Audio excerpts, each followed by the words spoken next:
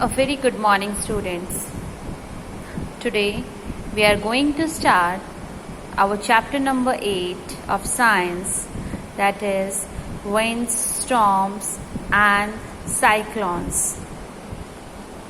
Chapter number 8,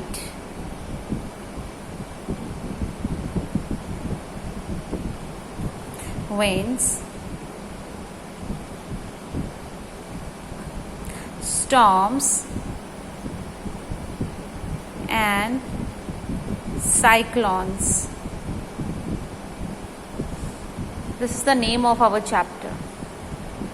In this chapter we will read winds क्या होती हैं, storms क्या होता है, cyclones क्या होता है, कैसे प्रोड्यूस होते हैं, क्या साइंटिफिक रीज़न है कि ये प्रोड्यूस होंगे, क्या टेम्परेचर में चेंज आएगा, एयर की प्रॉपर्टीज़ क्या है, एयर प्रेशर क्या है. Right, we will study these topics in this chapter.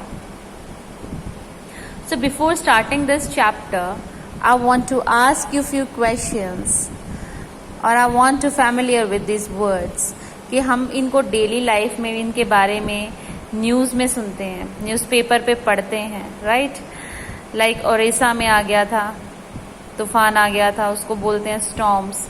अगर समुद्र में तूफान आ जाता है, डेट इज कॉल्ड साइक्लोन्स. अगर ओशियन के अंदर सर्कुलर मूवमेंट्स में एयर और वाटर की मूवमेंट स्टार्ट हो जाती है रैपिड स्पीड से, तो that is known as the cyclones. उसको बोलते हैं हम cyclones. So we will read कि साइक्लोन्स कब प्रोड्यूस होते हैं, क्या कंडीशंस होती हैं कि ये प्रोड्यूस होते हैं, कहाँ पर होते हैं जनरली, हम इस चैप्टर में ये पढ़ेंगे. So our first topic is air exerts pressure. Basically wind, storm और साइक्लोन ये एयर की मूवमेंट से होते हैं. जो हवा होती है ना बच्चा, उसकी रैपिड स्पीड की वजह से ये प्रोड्यूस होते हैं. राइट, सो हमें पहले इन तीनों टॉपिक से पहले हमें एयर के बारे में जानना है.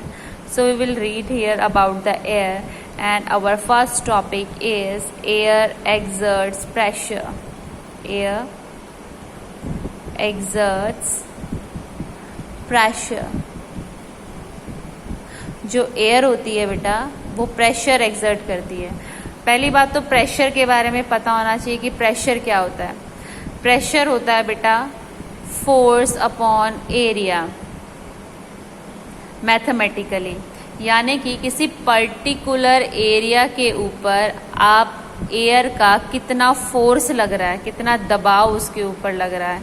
जैसे ये मेरे पास पेन की टिप है, इसके ऊपर मैंने ये फोर्स डाल दिया ये पर्टिकुलर एरिया के ऊपर, तो ये क्या है, प्रेशर है. किसका प्रेशर है, पेन का प्रेशर है. बट हमें यहाँ पर पढ़ना है एयर का प्रेशर, कि एयर का प्रेशर किसी एयर का फोर्स किसी पर्टिकुलर एरिया पे is known as the pressure. पहली बात, क्या एयर सच में प्रेशर एक्सर्ट करती है या नहीं, क्या एयर फोर्स करती है कि नहीं.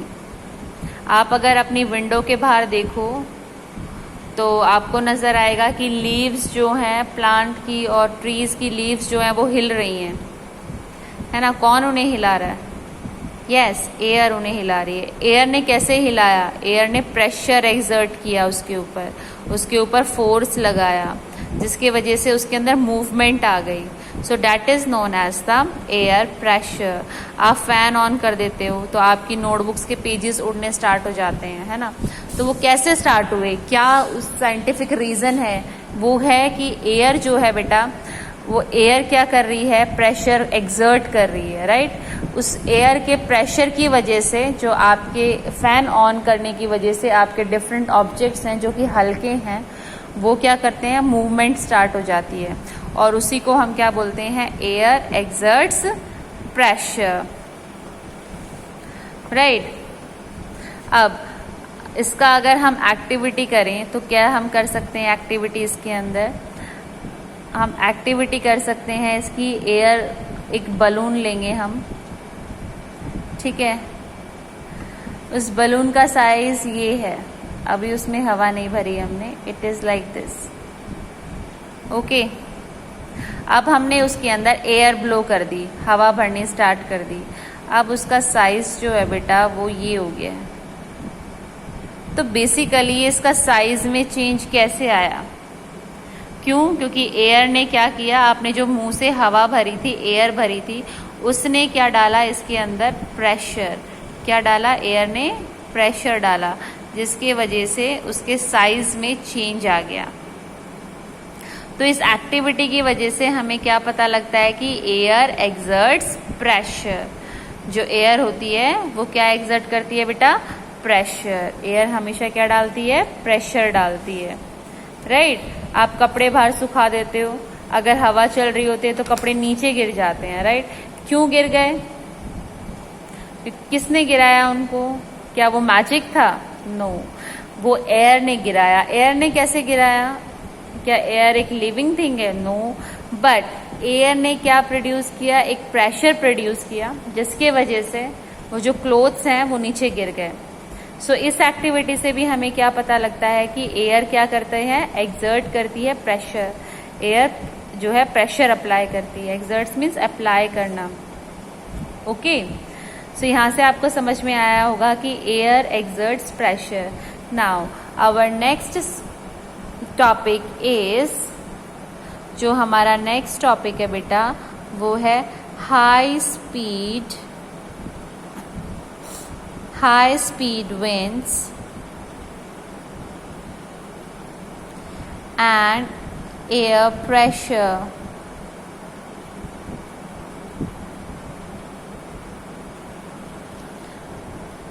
Okay, now अगर हाई स्पीड विंड चलती है तो उसका क्या रिलेशन है प्रेशर के साथ? So I will clear you this by, there is a Bernoulli's principle which you will read in the higher classes, like in 11th and 12th you will read about it, what is Bernoulli's principle.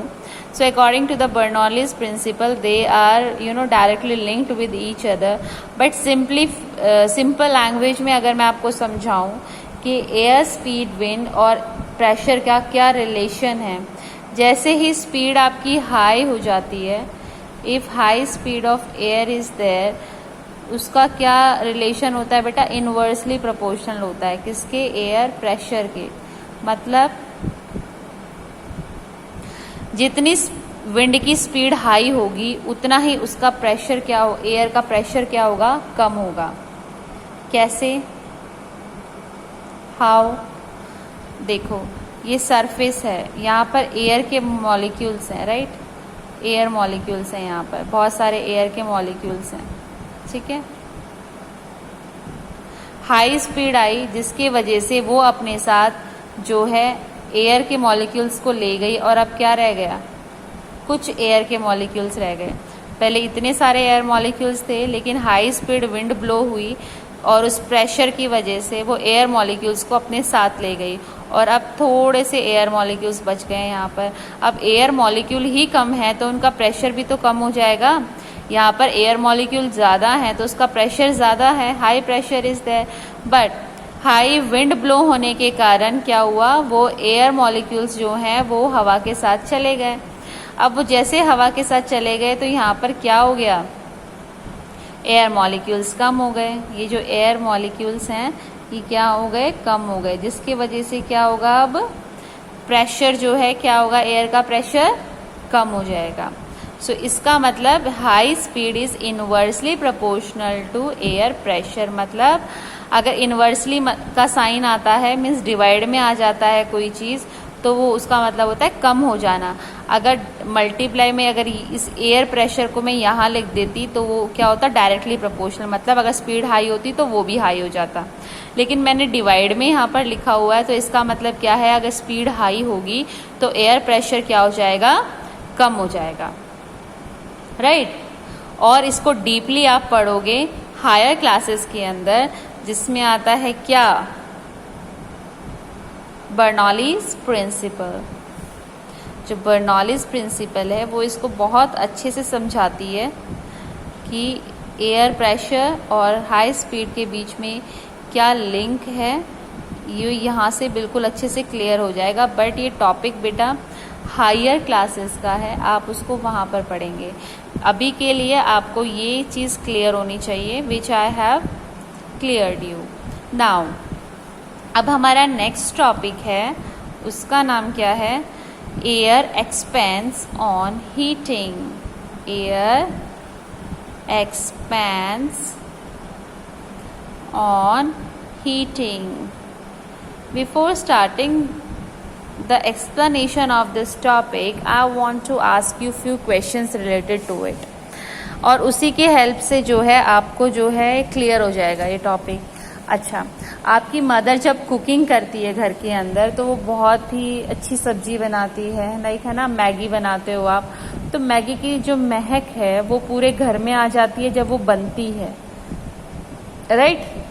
जब वो बनती है तो पूरे घर में महक आ जाती है, उसकी फ्रेग्रेंस आ जाती है, राइट? और जैसे अगर आपने मैगी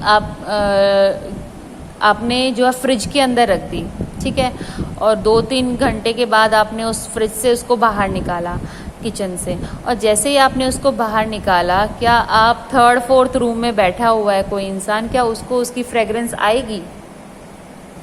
तो यहाँ पर 2 कंडीशंस मैंने यहाँ रखी हैं। एक तो मैगी जो है आपकी गैस पे बन रही है, कुकिंग हो रही है, ठीक है, उस टाइम पे उसकी फ्रेग्रेंस, महक कहाँ तक आती है? आपको रूम तक आ जाती है ना, रूम के बाहर भी तक भी आ जाती है, घर के बाहर तक आने लग जाती है। लेकिन जैसे ही आप अगर उस मैगी को ठंडी कर देते हो, फ्रिज के अंदर रख लेते हो और फिर फ्रिज से बाहर निकालते हो, तो क्या उसकी फ्रेग्रेंस जो है इतनी दूर तक आती है?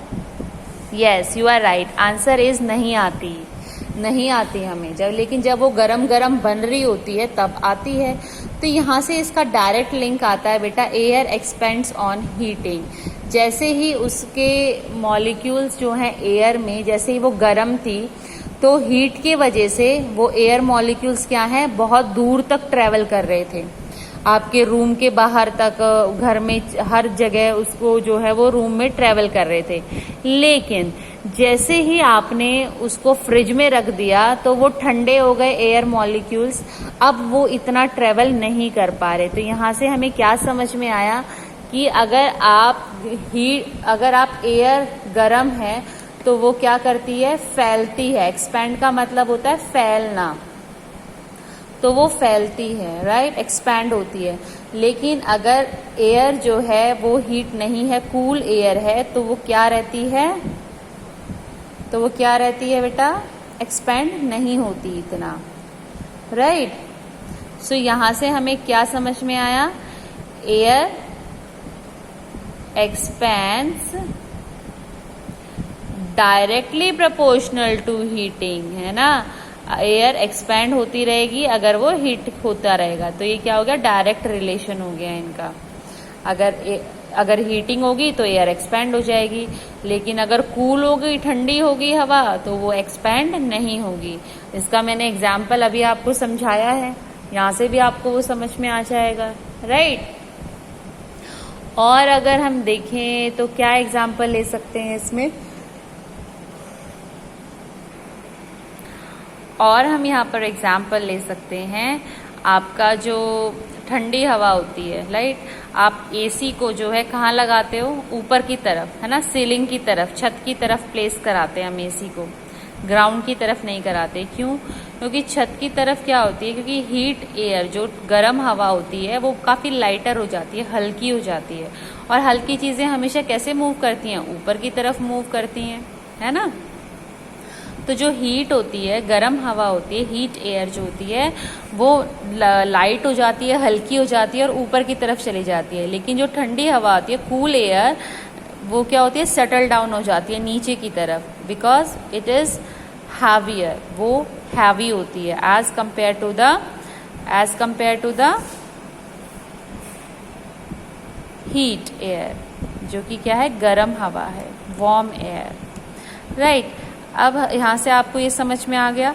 अब जो नेक्स्ट है हमारा, ये बेसिकली मैं आपको ये पॉइंट्स इसीलिए समझा रही हूँ ताकि हमारा जो चैप्टर आगे स्टार्ट होगा कि साइक्लोन्स कैसे बनते हैं, स्टॉर्म्स कैसे बनते हैं, तो ये चीज़ें उसके अंदर आएंगी, मैं इन वर्ड्स को यूज़ करूँगी। Air exert pressure, air pressure high speed की वजह से कम हो गया, एयर एक्सपेंड्स ऑन हीटिंग, गर्म की वजह से जो एयर है वो एक्सपैंड हो जाती है, ठंडी हवा नीचे की तरफ होती है, गर्म हवा ऊपर की तरफ होती है, राइट। ये टॉपिक जो है बच्चा मैं स्टॉर्म्स में और साइक्लोन्स में इनको समझाऊंगी, इसलिए मैं आपको ये वर्ड्स जो है यहाँ पर क्लियर कर रही हूँ, राइट। अब जो हमारा नेक्स्ट टॉपिक है वो है बेटा विंड करंट्स। क्या है? Wind currents. जो विंड करंट्स होते हैं, विंड करंट्स का मतलब होता है बेटा हवा चलना, उसको बोलते हैं विंड करंट। अब जब हवा चलती है, हम बोलते हैं ना हवा चल रही है, हवा नहीं चल रही है ना। बाहर अगर लीव्स हिल रही हैं तो इसका मतलब हवा चल रही है, अगर लीव्स या क्लोथ्स नहीं हिल रहे हैं तो मतलब हवा नहीं चल रही है। तो बेसिकली हवा कब चलती है ना, हवा चलने को बोलते हैं बच्चा हम विंड करंट्स। तो विंड करंट्स कब ब्लो होते हैं? What is the scientific reason behind it? So there are the two situations. इन टू सिचुएशंस की वजह से जो है विंड्स ब्लो करती हैं। The first one is the uneven heating between the equator and poles।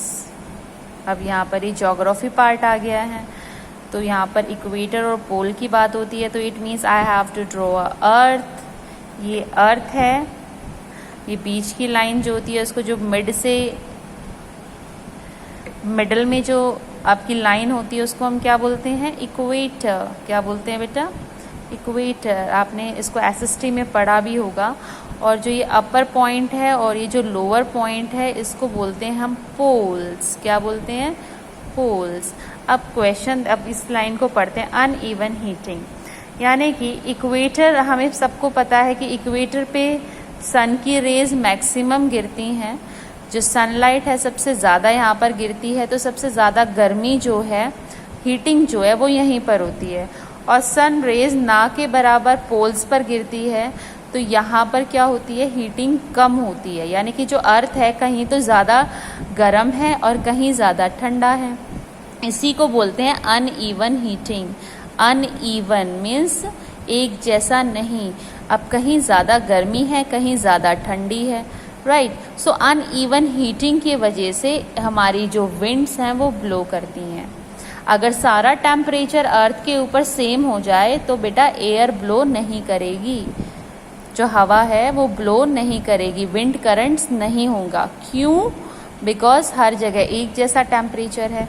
यहाँ पर अनइवन टेम्परेचर होने की वजह से कहीं टेम्परेचर ज़्यादा है कहीं टेम्परेचर कम है, इसके वजह से क्या होता है? एयर में मूवमेंट आती है और उसी को हम क्या बोलते हैं? Wind currents, right. अब यहाँ पर मैं आपको एक ज्योग्राफी पार्ट है वो समझा देती हूँ कि मैम अनइवन हीटिंग क्यों होती है, एक जैसी हीटिंग क्यों नहीं होती है ना, पूरे अर्थ का टेम्परेचर एक जैसा क्यों नहीं है।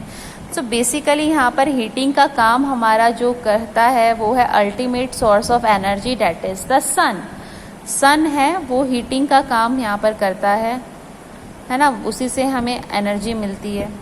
अब जो सन है, सन की रेज ऐसे गिरती हैं, सो मैक्सिमम जो है सन की रेज जो हैं वो ऐसे गिरती हैं, लाइक दिस।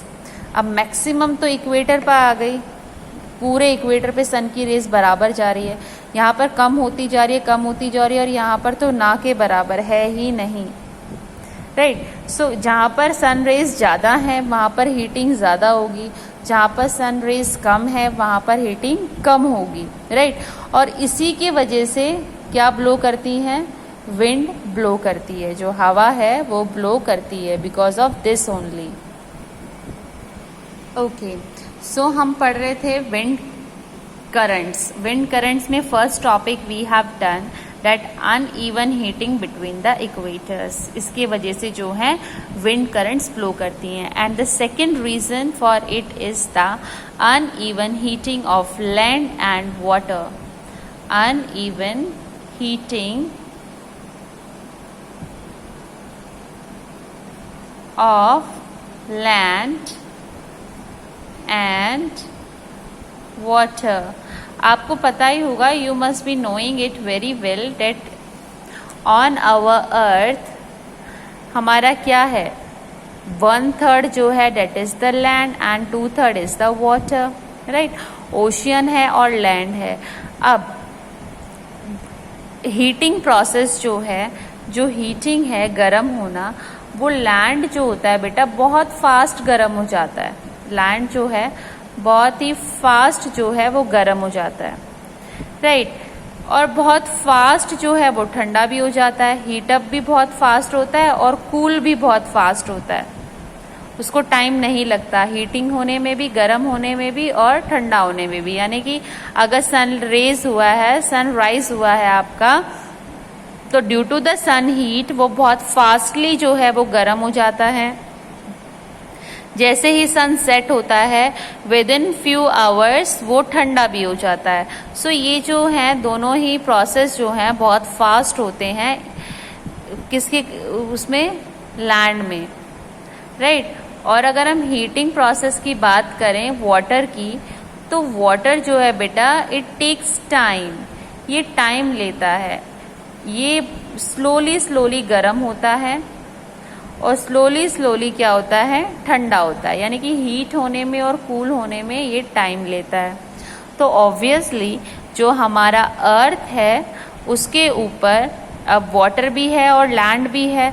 अब दोनों का गर्म होने की टाइमिंग भी डिफरेंट है और ठंडे होने की भी टाइमिंग भी डिफरेंट है, जिसके वजह से क्या आ जाता है, अर्थ के सरफेस पे टेम्परेचर डिफरेंट हो जाता है ना, अलग अलग टेम्परेचर हो जाता है। और जैसे ही अलग अलग टेम्परेचर होता है तो क्या होगा, विंड ब्लो करेंगी, विंड करंट ब्लो करेगा, हवा चलनेगी, राइट। अब क्वेश्चन अराइज होता है, मैम हवा कैसे चलती है ना, हाउ एयर ब्लोज। सो यहाँ पर एक इम्पॉर्टेंट पॉइंट आप नोट करें और इसको अच्छे से लर्न करें कि जो एयर ब्लो करती है वो ब्लो करती है from higher pressure to lower pressure. हवा हमेशा ब्लो करती है कहाँ पर, हायर प्रेशर से लो प्रेशर पे एयर जो है ब्लो करती है। Just remember this point. It will help us in our next topic, that is the thunderstorm. So in our next video I will tell you how thunderstorm actually rises. Thunderstorm कैसे बनता है, कहाँ बनता है, क्या conditions होनी चाहिए thunderstorm के लिए. So we will read. So till then keep on revising these things and stay safe, keep on learning. Thank you so much.